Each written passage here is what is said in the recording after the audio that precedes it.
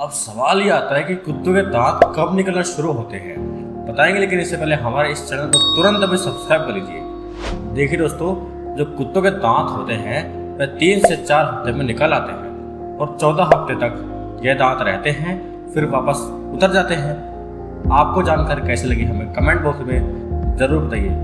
Video देखने के लिए आपका धन्यवाद।